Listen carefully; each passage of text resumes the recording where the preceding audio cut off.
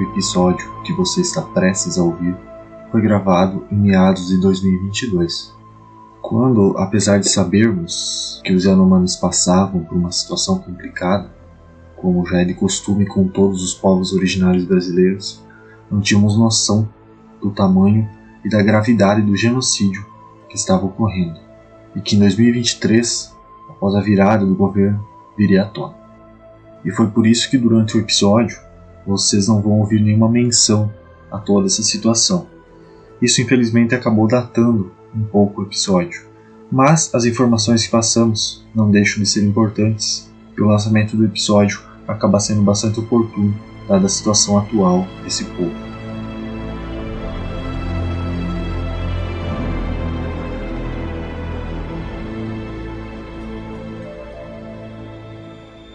Notícias dão conta de novos casos de aparecimento de objetos voadores não identificados na região. Por volta das 5h30 da manhã, no dia 25 de fevereiro, uma mulher estava dirigindo em direção à ponte de Turtle Creek quando avistou uma grande criatura armada em cima de uma árvore. Dia 9 de abril, montanhistas do exército indiano, numa expedição ao encontraram grandes pegadas da aventura, uma altitude de 5.000 metros. Religiões, sobrenatural, ufologia, conspirações, casos estranhos e muito mais. Seja bem-vindo ao Desocultados.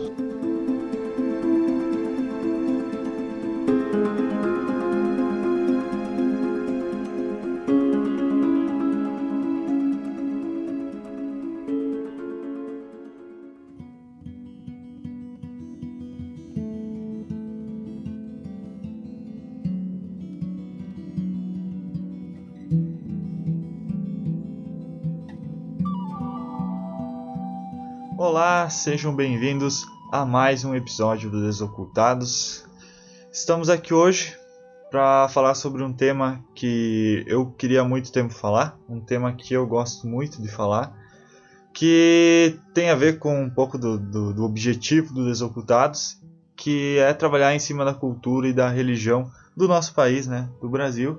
Então estamos aqui hoje para falar da cultura, da religião, da história de um povo originário do nosso país, que são os Yanomamis, povo que existe há muito tempo, né, no nosso território e cuja população sobrevive até os dias atuais, infelizmente em condições muito precárias, né? Um dos objetivos desse episódio também é conscientizar sobre isso. E para falar sobre esse assunto, estão aqui comigo hoje o Diego. Sejam bem-vindos ao Desocultados, e eu vou começar largando uma provocaçãozinha, uma frase que eu gosto muito, do Ailton Krenak, que não é Yanomami, mas é uma liderança indígena que eu gosto muito. Nós estamos em guerra. Eu não sei porque você está me olhando com essa cara tão simpática, porque a gente está em guerra. O seu mundo e o meu mundo estão em guerra. Os nossos mundos estão todos em guerra. Roda. Era isso. Bem pertinente. E também aqui com a gente a Rafa. Oi, gente. Hoje o assunto ele vai ser bem importante, principalmente levando em consideração a época em que a gente está vivendo e também a época que nossos antepassados viveram. Então, fiquem aí e confiram que a gente vai falar sobre esse povo que normalmente não é muito conhecido pelas pessoas. Exato. Inclusive nós falamos sobre os Yanomamis quando a gente gravou o episódio sobre canibalismo, né? A gente falou sobre vários povos, né, do nosso país, de como eles tratavam esse aspecto, né, da antropofagia, do canibalismo dentro da cultura deles, e a gente citou os Yanomamis. Inclusive foi naquele episódio que eu me interessei em pesquisar mais sobre eles e vi que tinha potencial para um episódio só sobre esse povo. O que a gente vai fazer aqui é aquele esquema que a gente fez em outros episódios, né, como por exemplo o dos celtas, né? A gente primeiro vai falar sobre a história, né, contextualizar como que eles chegaram até o que eles são hoje, né, toda a trajetória desse povo, e depois a gente vai falar sobre a cultura e sobre a religião, né, que claro, sempre precisa ser contextualizada dentro da história e da cultura daquele povo. Infelizmente, eu até antes de gravar o podcast, eu estava pesquisando, eu digitei Yanomamis no Google e fui no Google Notícias, e infelizmente o que você encontra, né, sobre eles é só tragédia, né? São assassinatos, são pessoas que desaparecem, estupros, exploração do povo, né, como escravos, exploração das terras, né, sendo expulsos das próprias terras. Então acho que esse episódio acaba sendo bastante pertinente, né, bastante importante para a gente conscientizar as pessoas, né, expor um pouco da história deles, para mostrar o quanto esse povo sofreu, né, e ainda sofre na mão dos povos invasores, né, que somos todos nós no nosso país.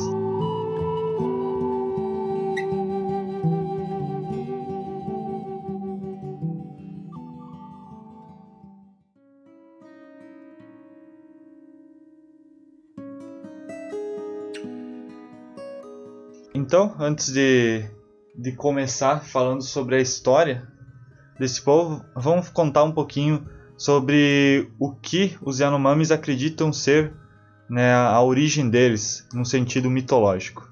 Então, os antropólogos, eles escolheram esse nome Yanomami a partir do vocabulário dos próprios Yanomami, que na expressão Yanomami TP, isso vai significar seres humanos. Os Yanomamis, eles contam que antes dos seres humanos existirem, houve uma certa queda do céu no lugar onde hoje é a floresta, a qual acabou se tornando muito instável depois disso. Segundo eles, lascas brilhantes do sol, da lua e das estrelas ficaram ali naquele local, onde surgiu a Omama e o seu irmão Yoasi. Ali eles foram nascidos sozinhos, sem nenhum pai e sem nenhuma mãe, que acaba se tornando bastante diferente, justamente de toda a mitologia cristã que a gente tem. Inclusive, acho que é a primeira vez que eu ouço assim, um mito de origem em que não há um ser que realmente criou os seres humanos. Então isso é bem interessante. Certo dia, a Omama ela foi pescar e ela tirou ali das águas a primeira mulher, e ela se chamava Paunakari. Ela era filha de Teperesiki, um monstro aquático que ele vivia nas profundezas. E a Omama, ela levou a Paunakari... Peraí. Ah, são 2 homens? Na verdade, né, eles não teriam um sexo definido, né? Aqui diz que o Omama levou a Paunakari consigo e tornou ela sua esposa, né? Mas na verdade em nenhum momento se especifica, né? Então, sei lá, dá pra gente interpretar que eram homens, né? Mas na verdade são seres espirituais, né? Então é foda, né? Perdão, gente. Acontece que tanto a Omama quanto seu irmão Yoasi, eles tinham muito medo do Teperesky, porque a presença dele causava, olha só, sons assustadores. Um dia, quando eles ouviram um monstro se aproximar, os 2 irmãos ali, eles ficaram com muito medo e eles se esconderam, sendo que Omama se transformou numa barra de ferro e se fincou no chão, e Yoasi em uma barra de madeira, fazendo a mesma coisa. O Teperesky, ele possuía domínio não só sobre as águas, mas ele também tinha domínio sobre as plantas. E ele justamente foi ali para visitar a filha, e ele trouxe um saco com brotos de várias plantas para dar de presente justamente ali ao casal, para que eles pudessem plantar uma roça para alimento e multiplicação da família. Então olha só, fazia barulho assustador, mas acabou sendo bonzinho no final. No final não, né? No meio. E após ver que apenas a filha estava ali, ele deu o presente para ela e simplesmente voltou para as profundezas. Depois que isso aconteceu, o Omama, usando lascas de metais para remexer a terra, ele fez a roça para ter alimentos, e com isso ele pôde criar uma grande família junto ali da Paunakari, dando ali a origem dos seres humanos, de acordo com os Yanomamis. Porém, contudo, todavia, sempre tem um irmão mau, e nesse caso era justamente Yoasi. E ele acabou criando vários seres malignos ali. Um exemplo disso seria a doença, a morte e até mesmo o luto.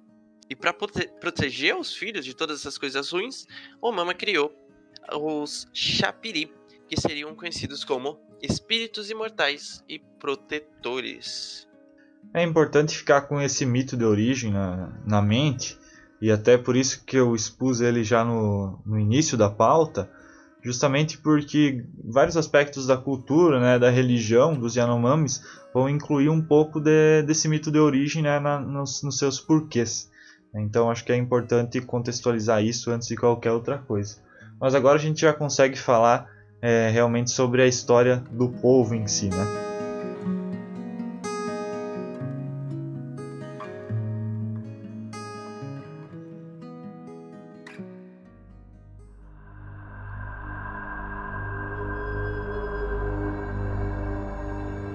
Em relação a quem eram os Yanomamis, né? Tipo assim, na parte histórica mesmo, puxando mais para este lado, quando os primeiros antropólogos eles começaram a estudar esse povo, eles perceberam que o idioma deles não possuía afinidade linguística com idiomas de povos vizinhos.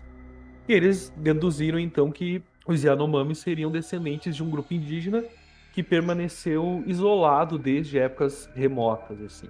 Há mais ou menos um milênio, esse povo teria ocupado a região do rio Orinoco, o qual percorre uma boa parte do território da Venezuela, chegando até algumas regiões da Colômbia. E ali estabelecidos, eles começaram um processo de diferenciação interna entre os seus grupos. E pouco a pouco eles foram desenvolvendo idiomas diferentes, mais ou menos se calculam 700 anos atrás. Tanto a tradição oral deles como os documentos históricos antigos mencionam que o centro de habitação deles, historicamente, havia sido na Serra Parima, que é o conjunto de montanhas que ele fica entre o rio Orinoco e o rio Amazonas, bem na fronteira ali entre Brasil e Venezuela. O deslocamento dos Yanomamis para fora da Serra Parima, em direção a terras mais baixas, começou na primeira metade do século XIX, após a penetração de colonizadores na região, que era o habitat natural desse povo, né? Esse movimento já vinha acontecendo há pelo menos uns 50 anos por aqueles arredores ali. Nessa mesma época, os Yanomamis tiveram uma grande expansão populacional, o que acabou culminando numa dispersão bem maior, assim, em relação ao território, né? E essa expansão ocorreu, segundo os antropólogos, devido ao povo ter adquirido novas plantas de cultivo, ferramentas metálicas, frutos de trocas de guerra com povos indígenas vizinhos, né? Que já tinham um maior contato com os brancos, como os povos Caribe e os Arawaks. Ironicamente, os Caribe e os Arawak, justamente por estarem mais abertos aos brancos, né, acabaram sendo praticamente dizimados, o que acabou liberando mais espaço para expansão Yanomami. E isso aqui é basicamente a história da colonização. É isso que acontecia. O primeiro contato dos Yanomamis com os brancos ele ocorreu de forma acidental em 1910, na década de 1910, né? E outros encontros esporádicos permaneceram acontecendo até os anos 40. Coletores de produtos da floresta, militares de expedição, de delimitação de fronteiras, sertanistas do Serviço de Proteção ao Índio, SPI, ou viajantes acabavam se deparando com esse povo nas suas jornadas mata dentro na região amazônica. Os pontos de contato permanente entre os Yanomamis e os brancos só começaram a surgir entre os anos 40 e os anos 60 do século passado, né? Quando missões evangélicas americanas e missões católicas italianas estabeleceram pontos fixos que serviam para o abrigo desse povo. Por consequência, o grupo que era naturalmente coletor-caçador foi se tornando sedentário, tendo acesso a bens manufaturados e assistência médica, entenda-se assistência médica dos anos 40 e 60. Porém, esse tipo de contato também abriu portas para epidemias, não só sarampo, coqueluche, gripe e tuberculose dizimaram boa parte da população. Também a imposição de regras externas, no caso, foi extremamente danosa para o povo indígena. Os que não aceitavam a submissão religiosa ou de valores culturais, além da exploração das terras impostas pelos brancos, vejam vocês, acabavam assassinados. E é até irônico, né? Porque o Diego ali mencionou que os primeiros encontros dos Yanomamis, né? Foram alguns, né? Com um serviço de proteção ao índio, né? Então você pode se perguntar, pô, mas se existia esse serviço de proteção ao índio, como que acontecia tudo isso, né? Então, o Serviço de Proteção Índio, na verdade, ele foi criado lá no início do século XX, né? Se não me engano foi em 1910, mais especificamente. E ele tinha, né, como o próprio nome diz, o objetivo de proteger os indígenas de ataques feitos pelos povos não indígenas, né? Ou seja, os povos brancos, né, os colonizadores. E aí tinha um objetivo que é um pouco mais... não sei se é muito altruísta, né, que seria integrar os indígenas à sociedade. E foi justamente o SPI, né, o Serviço de Proteção Índio, né, ele foi justamente o ponto de ruptura, que até antes você tinha os religiosos sendo encarregados de cuidar desses povos indígenas, né, de catequizar eles, né, e de fazer essa integração dentro da sociedade. E a partir do momento que se criou o SPI, isso passou a ser responsabilidade do Estado, né, passou a ser uma responsabilidade política, né, por assim dizer. E esse SPI é o que hoje a gente chama de Fundação Nacional do Índio, né? Em 1967 ele teve essa mudança de nome, né? Teve a mudança de alguns objetivos, né? E tal, e se tornou uma nova instituição com um novo nome, com uma nova roupagem. A gente precisa só fazer umas aspas antes de continuar, Uhum. só para não perder o timing da pontuação, que é a seguinte: integrar os indígenas, né? Que eu hoje em dia até nem gosto mais de usar nem indígenas, eu uso povos originários, né? Integrar os povos originários, nessa época principalmente, e nas décadas seguintes, incluindo aí a época da ditadura militar principalmente, era muitas vezes um apagamento dos costumes, da Uhum. religião, da tradição oral, para que eles fossem, entre, de novo, aspas, civilizados, né? Isso. Levando em consideração que até hoje, só que obviamente naquela época muito pior, né? O conceito de civilizado era o conceito eurocentrista, colonizador, né? De tipo assim, ou você trabalha para nós, ou é um vagabundo, né? Ou não serve pra nada, ou vamos, tipo assim, ou não é civilizado. Basicamente é isso, né? E se a gente levar um outro contexto histórico dessa época, principalmente, né? Que era aquela cultura do trabalho, onde tu tinha que agregar a sociedade de forma ativa e estar dentro de uma indústria, ou dentro da pecuária, ou do agro, enfim, né? Se tu não fizesse isso, principalmente pós anos 60, com a ditadura militar, né? Tu era considerado um vadio, um vagabundo que não servia pra nada. Então acabava que a agressão era ainda maior, estatizada e culturalmente espalhada entre os povos não originários. Ou seja, todos aqueles que eram imigrantes, colonizadores ou descendentes de tal. Não estou dizendo que os imigrantes foram uma coisa ruim, tá? Nossa história é construída em cima de povos originários, de descendentes pretos escravizados e de imigrantes e também de colonizadores. Em relação a imigrantes, obviamente não vou tecer nenhuma crítica, mas o que se manteve, independente de qual parcela e qual época estava acontecendo no Brasil, né? Era esse apagamento da memória indígena, da cultura e essa marginalização do indígena como alguém não produtivo por não se encaixar nesse viés eurocêntrico colonizador que a gente até hoje vê gente dizendo que índio é vagabundo, que não tem que demarcar terra, etc e tal. Tá? Mas é só para pontuar o que era esse integrar, que era basicamente uma higienização cultural eurocêntrica. Era isso que estava acontecendo. E o próprio SPI foi acusado de fazer isso, né? Inclusive foi um dos motivos para a mudança de nome foi porque a instituição estava completamente manchada na época, né? Já tinha várias acusações correndo de assassinatos, né? Dos caras negociarem com garimpeiros para conseguir passar para a terra dos índios, né? Explorar eles e tal. Inclusive uma das acusações do SPI foi de genocídio, né? Veja só que irônico, né? Ainda Então bem que não acontece mais hoje em dia, né? só mudou de nome, né? É.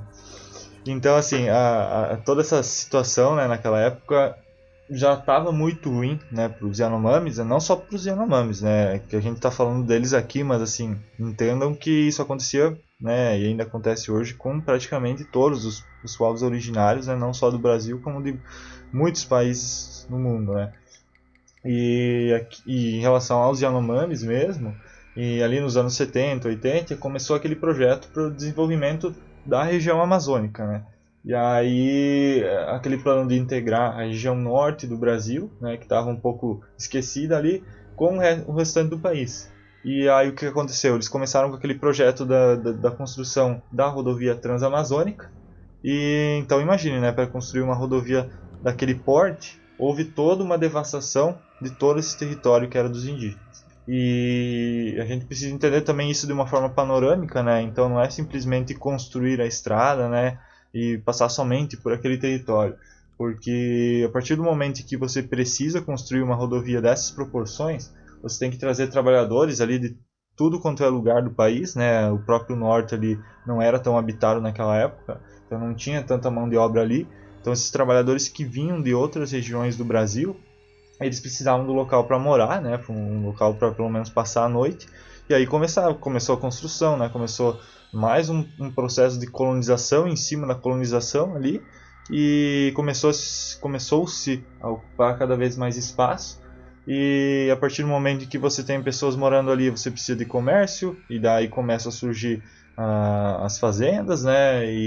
E as plantações, comerciantes, né? Começam a surgir as cidades. E claro, os garimpeiros, os madeireiros que já existiam ali naquela época, agora eles morando ali, aumentava muito mais a intensidade desse tipo de atividade. E claro, aumentava muito mais a destruição de todos esses territórios, né? Como eu disse, não só dos Yanomamis, mas de todos os povos que viviam naquela região naquela época. E para agravar ainda mais toda essa crise que estava acontecendo no momento, no ano de 1975, a gente tem o chamado Projeto Radam Brasil. E o que esse projeto fazia, né? Ele basicamente, né, fazia o levantamento dos recursos amazônicos por imagens de radar, né? Daí que vem o nome. E ele detectou a existência de importantes jazidas minerais naquela região. Então, com toda a publicidade que se deu na época, né, para aquelas jazidas, para toda aquela preciosidade daqueles recursos, né, houve mais, né, um novo fluxo de garimpeiros indo para a região. O pico disso foi em 1987, e nesse período existiam cerca de 90 pistas de pouso clandestinas, só na região da Serra da Parima, né, que a gente falou antes que era o território de origem ali dos Yanomamis. E estima-se que tinha de cerca de 30 a 40 mil garimpeiros só naquela área. Então vocês imaginem a proporção disso. Aí, claro, o Diego ali citou antes, né, a questão das epidemias. E nesse período, as epidemias de malária e de infecções respiratórias em geral, elas exterminaram cerca de 13% da população Yanomami.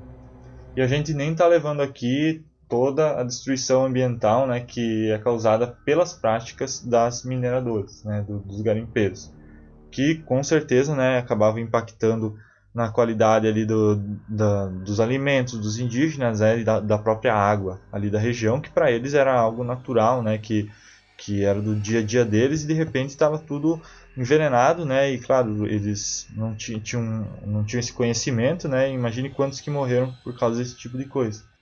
Então na década de 1990, a gente tem a Fundação Nacional do Índio e a Polícia Federal ali aliadas para fazer constantes operações de expulsão dos garimpeiros ali dessa região. Claro, isso ajudou, né, amenizou um pouco a situação que estava acontecendo, mas a gente sabe que não resolveu, tanto que até hoje a gente tem isso acontecendo, né, infelizmente. A gente lê isso como se fosse algo do passado, mas a gente pode simplesmente trocar as datas aqui, colocar 2010, 2020 e essa história continua sendo verdadeira, infelizmente. E nos últimos anos a gente sabe também, né, quem acompanha os noticiários, né, sabe que isso só tem aumentado. Mas voltando ali para 1993, a gente tem um evento muito triste, que foi o chamado massacre de Hashimu, que curiosamente é o único crime que culminou em sentença de genocídio no Brasil até hoje. Foi uma chacina que ocorreu ali no estado de Roraima, na área que fica na fronteira do nosso país com a Venezuela, né? Os Yanomamis, eles acabaram entrando em conflito com os garimpeiros de ouro que estavam naquela região. claro, eles estavam aumentando cada dia em número e proporção, e invadindo cada vez mais o território deles. Chegou um ponto que eles resolveram agir, né, os indígenas. Eles acabaram discutindo ali com os garimpeiros, e os garimpeiros confabularam ali alguns dias depois e resolveram fazer um ataque à aldeia ali dos Yanomamis, e eles mataram 4 pessoas da aldeia. Os indígenas, obviamente, ficaram extremamente descontentes com a situação e resolveram se vingar, e acabaram matando 2 desses garimpeiros num segundo ataque, né? E os invasores então resolveram botar um ponto final nisso e planejaram fazer um massacre da aldeia. Alguns dias depois, assim que o sol nasceu, os garimpeiros eles invadiram a aldeia de surpresa e mataram 16 nativos. E foram idosos, mulheres e crianças as principais vítimas, claro, né, os que menos tinham condições de fugir, né, de escapar daquela situação. Não contentes com isso, os garimpeiros ainda tacaram fogo na aldeia inteira. E os Yanomamis, eles depois disseram que na verdade 73 pessoas foram mortas, mas o número oficial ficou em 16, não sabemos por que razão. Só que claro, né, a gente tem que lembrar um pouco daquele episódio lá da antropofagia que a gente fez. O costume dos Yanomamis é queimar os próprios mortos, né? É o ritual funerário deles, faz parte da cultura e do entendimento religioso deles, e por isso mesmo não poderiam ter sido encontrados todos os corpos a tempo. Pode ser por isso que os números ficaram menores do que os próprios Yanomamis dizem. Mas nesse caso, tendemos a acreditar nas vítimas, né, do genocídio. E aí a gente tem um panorama do que aconteceu no passado com esse povo, né, de todo o sofrimento que eles tiveram, né, com a colonização.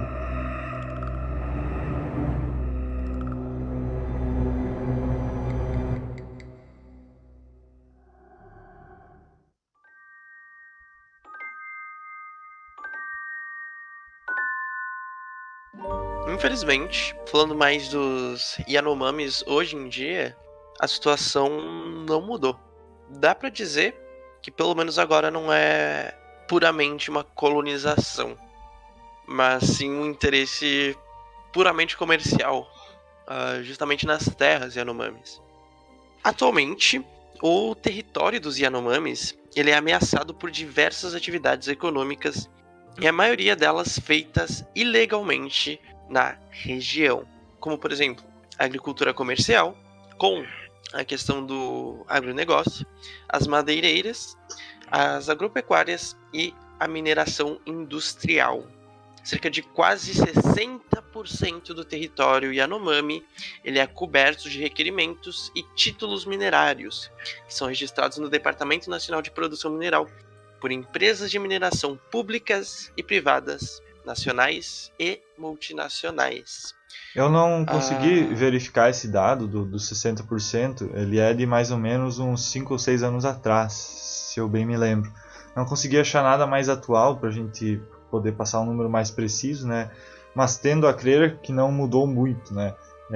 Só que, claro, aqui a gente está contando títulos e requerimentos minerários registrados, né? A gente não está contando toda a mineração ilegal, né, e outras atividades ilegais que são desempenhadas na área. Então vocês veem que legalmente 60%, né? Então vocês imaginam. Eu acho também muito pertinente a gente falar aqui toda essa mineração, toda essa extração de recursos naturais que ocorre por lá, ela não necessariamente, por exemplo, o garimpo do próprio ouro, a questão das madeireiras, elas não necessariamente são convertidas em coisas, não tem nem como dizer úteis. Eu acho importante você saber que realmente o celular que você está usando é feito com esses recursos que são extraídos do território Yanomami. E não acho que simplesmente porque a empresa em que você compra o celular é uma empresa grande de outro país, que ela não está extraindo recurso do nosso país para produzir e para ganhar dinheiro em cima de um literalmente genocídio da população indígena brasileira.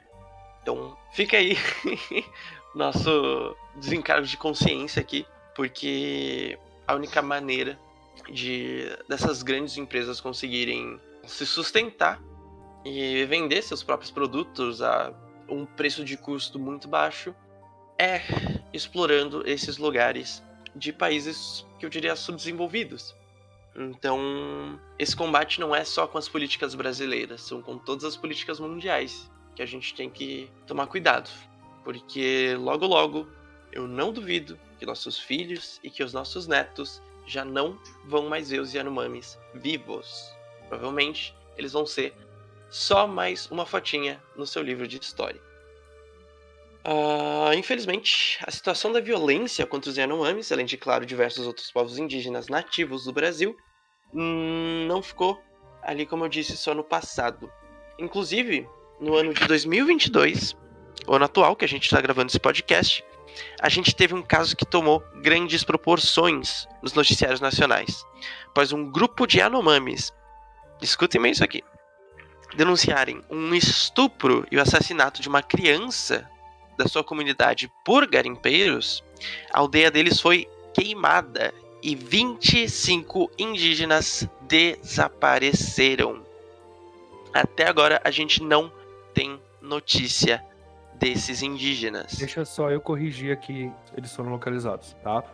Beleza. Eles estavam escondidos por medo de represálias. O que é totalmente justo, acredito eu, porque, né, meio que queimaram o lugar que você vivia. Não, é o medo, né? Mais do que justificado. A situação no lado da Venezuela, infelizmente, também não é diferente. Então não é só no nosso país que esses indígenas são atacados. Os Yanomamis, eles têm sido constantemente envenenados e expostos a ataques violentos. E o acesso à saúde no nosso país vizinho, ele é bem mais precário do que o nosso. Até a construção de bases militares no território Yanomami tem causado sérios problemas de prostituição de mulheres indígenas, o que tem acarretado na propagação de diversas doenças sexualmente transmissíveis.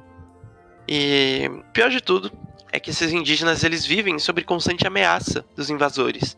E qualquer denúncia ou tentativa de denúncia pode custar não só a vida de uma pessoa, mas de uma comunidade inteira. Tanto que foi visto ali a questão de queimarem uma comunidade porque eles denunciaram um crime, e um crime muito, muito grave. Hoje em dia, estima-se que 27 mil indígenas, eles vivem nas terras Yanomamis, incluindo alguns grupos isolados, e eles dividem-se ali em cerca de 360 aldeias. Essa é uma daquelas pautas que ela entristece a gente, porque ela não precisava, né? Ela não deveria ser pesada. Mas em se tratando de Brasil 2022, onde além de a gente tá num fosso civilizatório de desrespeito pela vida alheia, sabe? A gente também tá num momento de dessensibilização por tudo aquilo que é o outro, né? E aí entenda por outro todos aqueles que não se encaixam no que o padrão dominante da sociedade impõe e diz que é, né? Mas o nosso papel também é trazer esse tipo de informação para quem nos ouve e tratar desse tipo de assunto, né? Por mais que a gente tenda a se limitar mais para a questão da religião, né? Acho que é importante dar todo esse background para a gente entender que essa religião da qual nós vamos tratar daqui a pouco, né? Ela vai desaparecer com esse povo em algum momento. Principalmente porque cada vez mais esse povo está sendo, esse e todos os outros povos originários, principalmente hoje no país, a gente volta a repetir, né? Estão sendo cada vez mais desrespeitados, marginalizados e apagados.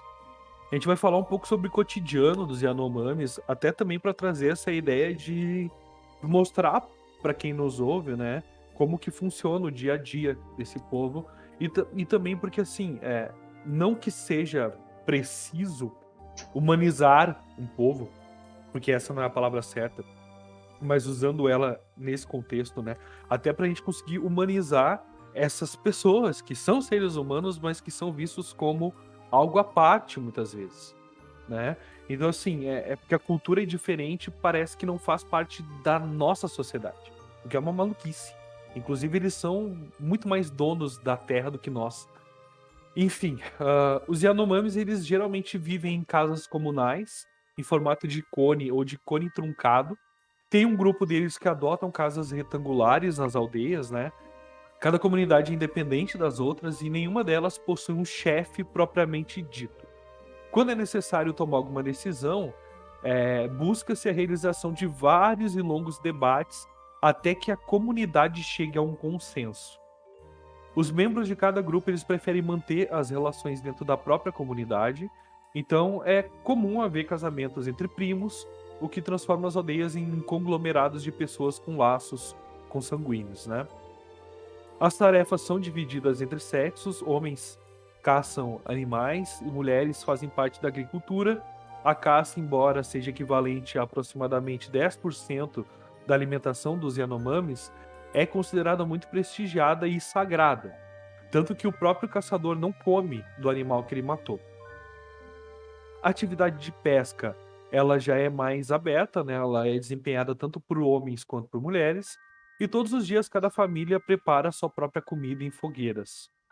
Os Yanomamis têm um grande conhecimento botânico, que também é um conhecimento que possivelmente vá se perder se esse povo não for protegido, né? E utilizam mais de 500 tipos diferentes de plantas como alimentos, remédios, construção de casas e artefatos. Os Yanomamis levam em média, menos de 4 horas de trabalho por dia para satisfazer as suas necessidades materiais, o que deixa bastante tempo para atividades sociais e para o lazer. Apesar de cada comunidade ter autonomia, as relações de troca entre cada uma são bem comuns, criando fortes ligações sociopolíticas, por assim dizer, entre esses povos, né? Entre essas seções deste povo.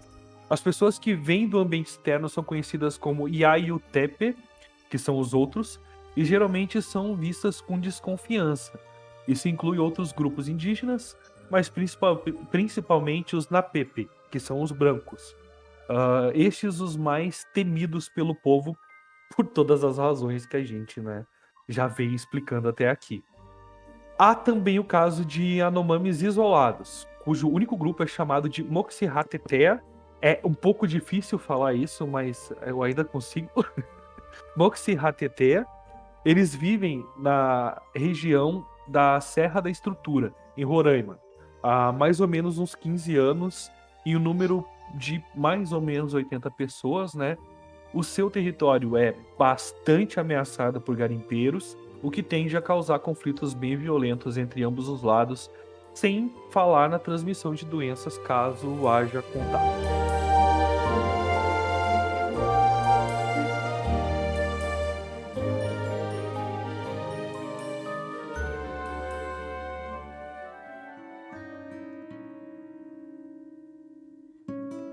Agora a gente pula para religião, né? Que embora seja um dos pontos centrais da nossa conversa, né? Acho que é tão importante quanto todo o resto que a gente veio falando até aqui. Dentro da religião dos Yanomamis, né, a gente vai ver, né, no decorrer dessa fala que é uma das partes mais importantes da vida deles, né? É um povo que é muito conectado com a sua espiritualidade, né, justamente porque ela está ligada a toda a natureza e, claro, eles são um povo indígena, né, então eles estão muito conectados com a natureza. E o mundo espiritual ele é a parte fundamental da vida dos Yanomamis. Para esse povo, para vocês terem uma ideia, né, toda criatura, toda pedra, árvore, montanha, qualquer aspecto da natureza, ele possui um espírito. A própria floresta, né, que é o lar deles, é uma entidade viva por si só. Eles chamam a floresta, né, ou a terra-floresta, né, que é uma tradução mais precisa, de Urihi. E é assim que eles chamam, né, a mata, o solo que sustenta, né, todas as árvores. E o Urihi é um presente de Omama, né? Vocês lembrarem lá da história que a Rafa contou lá no início? Seria mais pra Urihi. Urihi, tá. Tu dá uma puxadinha no I. E quando tu tem aquele E com os 2 pontinhos em cima, ele é um E meio nasal. Então, tipo assim, por exemplo aqui, deixa eu pegar na PP, na PP, né? Seria mais um na P. Eu não consigo. Cara, mas ele é mais é um E meio regular e anasalado. Sim, entendi. E quando tá, desculpa. E aqui tu vai falar depois Yakoana, né? Yakoana. É uma palavra falada geralmente num fôlego só. E aí sim o tio é um an, né? E o o ali ele fica mais puxado para um u. Então é Yakuana. Tá, beleza, vou tentar Entendeu? lembrar de tudo isso aí. Então, assim, chapiripe, não é, chapiripe, entendeu? Esse P, ele é mais E, entendeu? Tá. Depois eu explico por que Sim. eu tô sendo chato aqui. Não, mas tá certo, não tem que ser mesmo. Nesse caso tem que ser. Vai lá. A floresta, ou mais precisamente, né, uma tradução mais precisa, a terra, floresta dos Yanomamis, que eles chamam de Urihi, é considerada a mata, né, o solo que sustenta toda a mata, todas as árvores. Então, Urihi é um presente de Omama, se vocês lembrarem lá da origem mitológica que a Rafa contou para nós. Ela é um presente de Omama para os humanos, para servir a eles como lar. Então vejam que eles têm esse entendimento da mata como sendo um verdadeiro presente, né, porque é justamente o lugar que eles vivem, o lugar que dá todo o sustento para eles, né. Então os animais que habitam, né, que coabitam as matas junto com eles, são vistos como avatares dos antepassados míticos, tanto homens quanto outros animais da primeira humanidade, né? E aí a gente vê também esse culto à ancestralidade, né, que é muito presente em praticamente todos os povos indígenas. Esses espíritos antigos, eles assumiram essa forma animal devido ao seu comportamento descontrolado e por contrariarem as regras da sociedade, né? Então é visto também como uma forma de punição. Então a gente logo vê, né, claro que naquele mito que a Rafa contou, né, da origem dos Yanomamis, a gente já vê que existem seres malignos, né? Não são só a mata, né, só uma coisa bonita ali, existem seres que causam mal também e que tem, não só, claro que tem os seres que ali o Diego mencionou, né, como eles chamam os homens brancos, né, os que não fazem parte do povo deles, né, esses são os que causam mais mal, mas também tem os que causam mal espiritualmente falando, né, que são os espíritos malignos, né, que eles chamam, que são os que causam doenças e morte, né, entre o povo deles. Os indígenas, eles acreditam que esses espíritos do mal, eles vivem nas profundezas de Uri, e nas suas colinas, né, nos seus rios, barrancos, esse tipo de coisa, né, qualquer coisa que seja profunda pode abrigar esse tipo de espírito do mal, por assim dizer. Só que em lugares altos, né, como por exemplo no topo das montanhas, moram os espíritos, e esses são muito importantes dentro da religião Yanomami, que são os Chapiripe, que são ancestrais animais que foram transformados em espíritos xamânicos. Eles foram deixados também por Omama com a missão de cuidar dos humanos, e toda a extensão de Urihi é coberta por esses seres. Então, ao mesmo tempo em que existem esses seres malignos habitando esse local sagrado, também existem esses seres benevolentes que foram colocados pelo grande pai ali dos Yanomamis, né, que é o Omama, para proteger eles. Então existe esse certo equilíbrio natural, espiritual, por assim dizer. Os Chapiripe, eles podem ser contatados apenas pelos pajés, né, que são os líderes espirituais dentro de cada agrupamento, né, dos Yanomamis. Os pajés, eles passam por uma iniciação, né, que é tão comum, né, dentro das culturas religiosas, que também não é uma iniciação fácil, né? Eles precisam, ao longo de vários dias, ficar inalando um pó, que é um pó alucinógeno, que os próprios Yanomamis chamam de Yakuana, que geralmente é inalado por um bastão de madeira, né? Se vocês pesquisarem imagens, a gente pode até deixar no post, né, de como que eles fazem essa inalação, né? Mas vocês podem pesquisar, vocês vão encontrar facilmente. E sob a orientação de xamãs mais velhos, né, eles vão fazendo essa iniciação dos novos xamãs, e ali por meio dessas alucinações, né, eles têm as visões espirituais e eles conseguem aprender a ver os Chapiripe, a conhecer e responder aos cantos desses espíritos. Aliás, a Yakuana, ela é feita de resina ou fragmentos de casca interna da árvore da virola, que eles são secados e pulverizados, né, e acabam virando esse pó que é utilizado nos rituais religiosos deles. Os relatos dos Yanomamis descrevem esses chapiripês sob a forma de miniaturas humanoides que elas são enfeitadas de alguns ornamentos cerimoniais brilhantes. Também existem charipês de mamíferos, pássaros, peixes, batráquios, seriam basicamente sapinhos, rãs e a galera da família, répteis, lagartos, quelônios. Gustavo, me ajude, o que é quelônio? Não faço ideia, mas é um animal. São tartarugas, gente. Ah, Tartarugas, Uhum. crustáceos e até mesmo insetos. Existem também espíritos de diversas árvores, espíritos das folhas, espíritos dos cipós, dos méis silvestres, da água, das pedras e também das cachoeiras. Muitos deles são imagens de entidades cósmicas como a lua, o sol, a tempestade, o trovão, o relâmpago e também de personagens mitológicos. Existem também humildes chapiripê caseiros, que, por exemplo, o espírito do cachorro, o espírito do fogo ou da panela de barro. É só. E existe também o espírito dos brancos, que eles seriam então Nepenaperipê, mobilizados por homeopatia simbólica para combater as epidemias e de seus animais domésticos, como galinha, boi e cavalo. Quando contatam esses espíritos, os pajés eles costumam dançar e cantar junto com eles durante todo o estado de transe, lembrando que os pajés eles consomem ali a iacuana. E por meio do poder e da sabedoria que eles adquirem nessa prática constante, os pajés eles se tornam o pilar ali da sociedade Yanomami, porque é através deles que se dá a luta contra tudo que é de maléfico, seja proveniente dos humanos ou de entidades não humanas.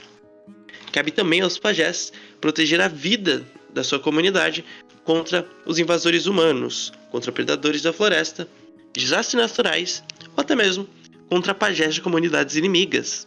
Eles também servem para curar os doentes, tanto por causas físicas quanto pelas espirituais. E também eu acho que cabe a gente lembrar aqui um pouco do que a gente falou no episódio de antropofagia, que para um Yanomami, eles não enxergam a morte natural como se fosse algo, como já se diz, natural. Se alguém na aldeia deles morre, do que a gente chamaria de morte por causas naturais, velhice, eles interpretam que foi um xamã de uma tribo inimiga que causou o falecimento, justamente mandando espíritos para atacar a alma da vítima. Ou seja, eles precisam se vingar pela morte dos seus companheiros, e isso cria um certo estado de guerra intermitente entre as diversas aldeias.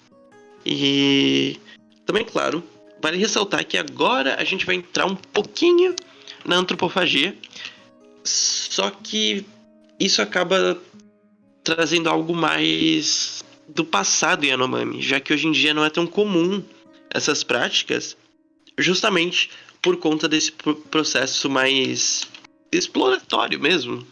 Não é exploratório, não. por causa dessa integração aí que a gente comentou que fizeram com eles, né? No Exato. sentido mais negativo possível da palavra, né? Aí acabou matando muitos costumes deles, né? Inclusive esses que a Rafa está comentando, né? São muito raros hoje os que ainda fazem isso. Esses costumes que eu vou falar agora, justamente quando alguém morre numa aldeia Yanomami, eles mandam espíritos de volta para a aldeia inimiga que atacou. Só que antes de fazer esses ritos, ou até mesmo de um ataque físico contra a aldeia que mandou o ataque, eles realizam um rito sagrado.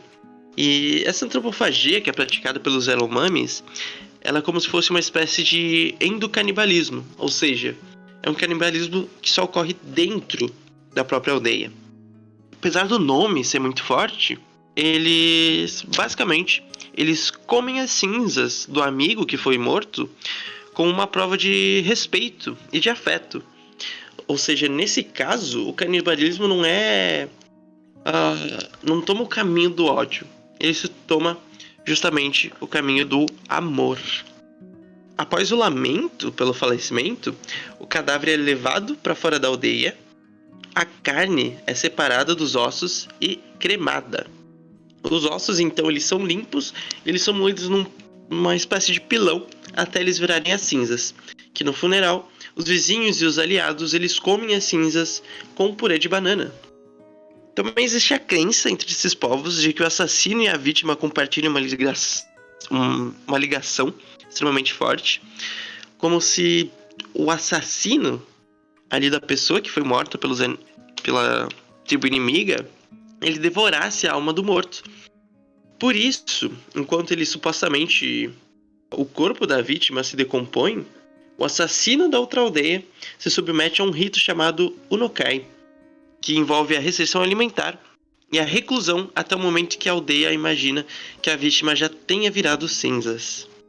Sempre acho impressionante, né, como eles mantêm esse respeito, né, mesmo após terem atacado o inimigo, né, terem matado eles continuam mantendo esse respeito, né.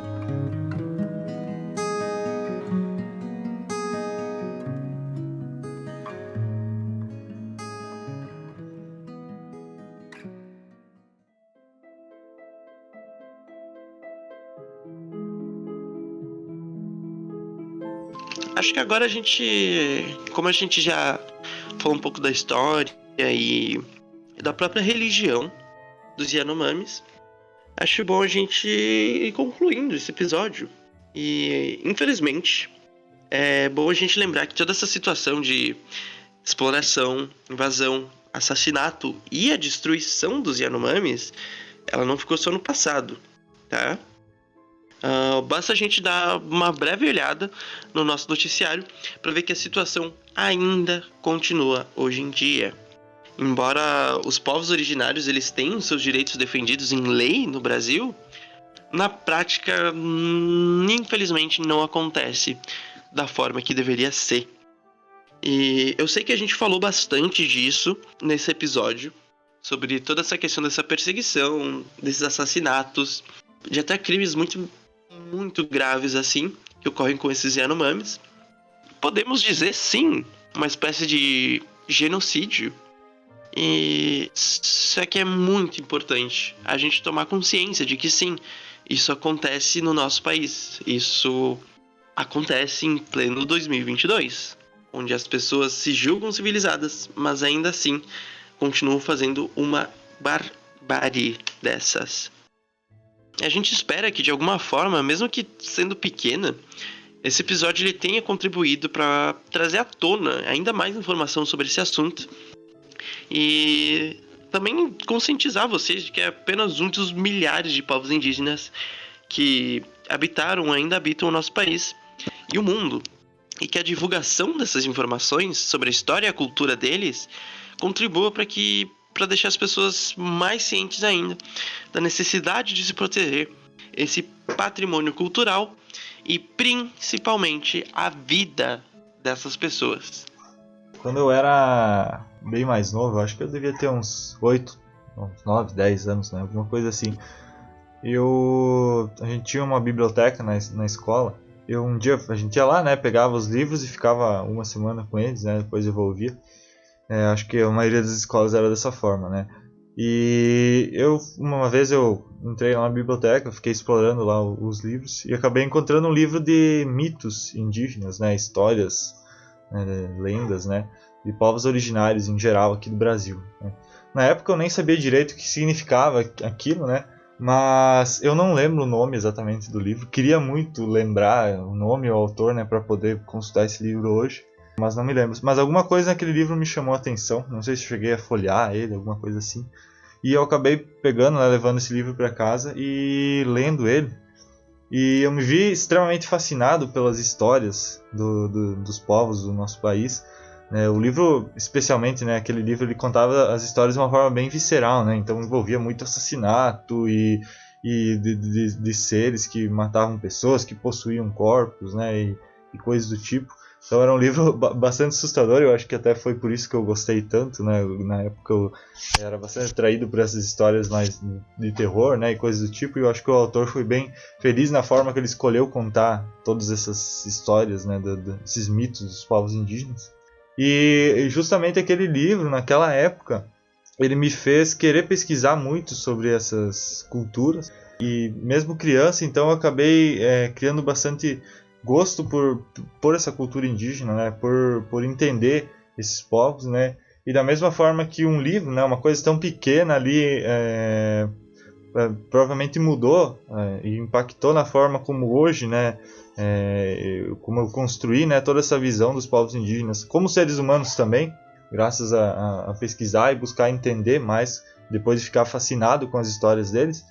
Eu espero que esse episódio, da mesma forma, né, eu tento retribuir, né, o que esse livro fez para mim com esse episódio, né. Espero que ele faça o mesmo para outras pessoas, né, que faça as pessoas entenderem, né, que os povos indígenas, como o Diego ressaltou lá atrás, também são seres humanos como nós, né, por mais que muitas vezes eles sejam vistos como algo à parte. Então eu só deixo esse meu pensamento final, essa memória que me veio agora durante o episódio. Eu tive, por questão de formação em alguns aspectos, tive a oportunidade de passar alguns meses em contato com a reserva da onde a minha avó saiu, minha avó paterna, né? Que era uma reserva meio que remanescente dos charruas aqui no Rio Grande do Sul, que é dos muitos braços, né, dos povos originários brasileiros, assim. Eu não vou me aprofundar na parte do trabalho, na parte espiritual, na parte religiosa da coisa, porque foi uma coisa bastante particular minha, que mudou bastante a minha vida em alguns aspectos. Mas eu vou me aprofundar em coisas que eu só fui me dar conta depois de algumas semanas lá, que é o esforço que essas pessoas precisam fazer para sobreviver à sua cultura, né, para manter a sua cultura e para serem minimamente respeitados e considerados como seres humanos por quem está passando na estrada muitas vezes, né? Então, assim, muitas vezes essa galera tava tirando grana de vender artesanato, cesto e coisas assim na beira da estrada. E muitas vezes eu via carro, caminhão, moto passar na chuva e fazer questão de, por exemplo, sei lá, passar em cima de uma poça para jogar água em cima deles. Entendeu? Então, quando a gente pontua que povos originários indígenas no Brasil são vistos como sub-humanos pelo Estado, pelas organizações e pelo povo que não é, ou que não se considera de alguma forma, né, preocupado, descendente com esse, ou minimamente minimamente sóbrio da realidade, né? A maioria das pessoas que não olham para essas pessoas, né? A maioria das pessoas que não olham para este povo de forma mais empática não consegue enxergar que existe sim um extermínio, existe sim um apagamento, existe cada vez mais um desrespeito e, e nós chegamos num momento político e histórico, e eu vou ser sempre o chato para falar disso, eu vou ser sempre o mala para citar esse tipo de coisa, né? Onde virou quase moda, virou uma coisa padrão, né, de uma certa parcela da população dizer que, tipo, mas se o índio, né, que já é um termo errado, não quer trabalhar, tem mais é que passar fome. Sendo que os caras estão lá brigando para conseguir plantar alguma coisa na terra improdutiva que demarcaram para eles e disseram que não vão mais demarcar. Mas é vagabundo vendendo coisas na beira da estrada. Pô, os caras estão produzindo artesanato e tentando vender e ainda assim são vagabundos. Mas tem celular, então não pode ser indígena. Mas eles que quiseram ficar separados da sociedade lá, então a gente não precisa se preocupar com eles.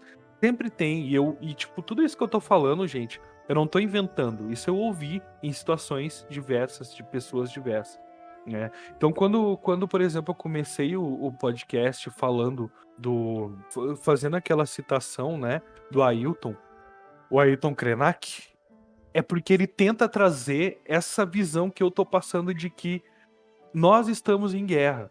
A sociedade está em guerra contra os povos indígenas, contra os povos originários no Brasil. Sempre esteve. Porque desde que o colonizador chegou aqui, não foi respeitado, e não é até hoje, né? O direito, a existência, a cultura, a religião, o modo de viver destes povos que já estavam aqui muito antes do colonizador.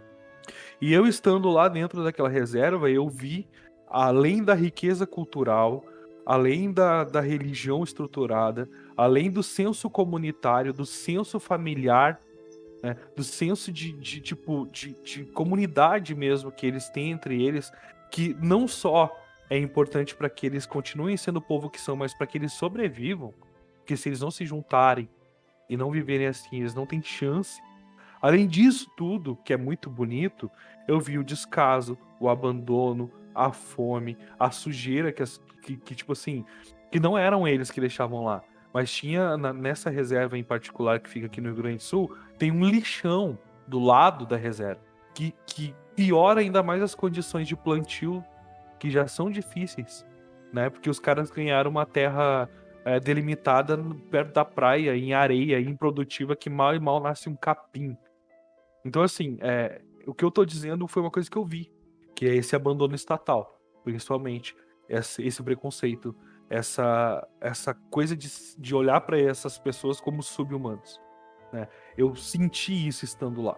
E eu e é muito engraçado que, tipo, às vezes eu passo por coisas que as pessoas até nem falam por mal, mas mostram a cultura que as pessoas têm em relação à questão indígena. Eu já ouvi que eu sou tipo. Não nessa. Felizmente não hoje em dia. Mas eu já ouvi que eu sou tipo. Que eu era o índio de estimação da família quando eu namorava uma menina. Porque eu tinha cara de índio. De indígena. Ou então eu já ouvi que, tipo assim, pô, mas tu não é descendente de indígena. Tu nem cara de índio tem. Tipo assim, minha avó saiu de uma reserva. E por que essa pessoa diz que eu não tenho cara de índio? Porque eu não sou da mesma cor. E ignora-se minha orelha, meu nariz, minha boca, meu cabelo, mas só pelo fato de eu ser um pouquinho mais branco, eu já não sou mais indígena. Já se apaga essa história da minha vida, essa descendência, ascendência da qual eu tenho muito orgulho. Então, assim, é uma coisa estrutural. Tanto quanto é o racismo contra preto, sabe? É estrutural. E eu espero que o que a gente contou um pouco sobre os Yanomamis, o que a gente falou no meio do programa quanto à realidade do que essas pessoas vivem, o que eu falei agora, mesmo tendo me estendido um pouco mais para dar uma experiência pessoal de quem já esteve em reserva, de quem já acompanhou a causa, de quem é descendente, de quem ouviu muita história da minha avó, né, da mãe do meu pai, também possam ter de alguma forma dado uma sensibilizada para que a próxima vez que tu vê essas pessoas na beira da estrada tentando te vender um cesto, não é porque ela é vagabunda, mas porque ela quer sobreviver e não tem nenhum de plantar. E essa é a realidade, hoje. E sempre foi. Desde o início da colonização, cada vez pior. Mas de minha parte era isso, gente. Eu agradeço quem acompanhou até aqui. Eu agradeço por terem me ouvido e por terem nos ouvido. E é isso aí, gente. Obrigado mesmo. A gente vai voltar futuramente a falar sobre povos indígenas, né? Provavelmente vamos pegar algum outro povo aqui da nossa região para falar um pouco sobre eles também, né? E claro, vai demorar um pouco. Eu espero que não seja um episódio tão triste, né? Que a gente tenha notícias boas para dar, né? Poder dizer que a violência diminuiu na próxima vez que a gente gravar. Mas a gente realmente está numa situação muito complicada, né? E a gente tem que acabar o podcast nesse clima um pouco infeliz, também com uma forma de conscientização, né? Mas então, para finalizar, né, fica os nossos agradecimentos a quem ouviu o podcast, né, a quem acompanha nossos episódios, as referências, né, que montaram toda essa pauta, tudo que a gente falou nesse episódio, a gente vai deixar no site, como de costume, né? Então assim que você sair esse episódio, você já consegue consultar lá, né? Também aproveita o site para ler os nossos artigos, né? As coisas que saem lá. E muito obrigado por acompanhar o podcast. Deixe lá o seu feedback, seu comentário. Pode ser no nosso site, pode ser no YouTube, pode ser no Instagram, né? E se você tiver algum relato, né, por favor, mande para nós, né? Seja sobre esse tema, ou seja sobre algum outro que a gente falou, sobre algo que você gostaria que a gente falasse, manda para nós no inbox ou deixa um comentário lá para a gente saber o que vocês estão achando do podcast. É isso, gente. Agradeço a participação aí de vocês, ouvindo. Esse episódio fica bastante para você pôr a sua mão na sua consciência, certo? Realmente pensar que a gente acaba vendo tantos outros tipos de massacres e atos horrendos através da nossa vida inteira, por meio de livros, e a gente acaba não parando para ver nossa própria realidade. Então, claro, é importante a gente saber desses acontecimentos do passado. É bom também a gente tentar não recriá-los, que nem a gente está fazendo hoje em dia. Agradeço a todos que ouviram até aqui. Não esqueça de seguir a gente nas redes sociais. Também a gente tem o nosso grupo no Telegram, que é, se você quiser interagir com a gente, ter um contato mais próximo com a galera aqui dos Desocultados, é só entrar lá. Gustavo, onde é que tem o link pro Telegram mesmo? Lá no Instagram tem o link, só clicar lá que você vai ser redirecionado para se juntar ao grupo. Beleza. Isso aí, gente. E então, muito obrigado a todos e até uma próxima.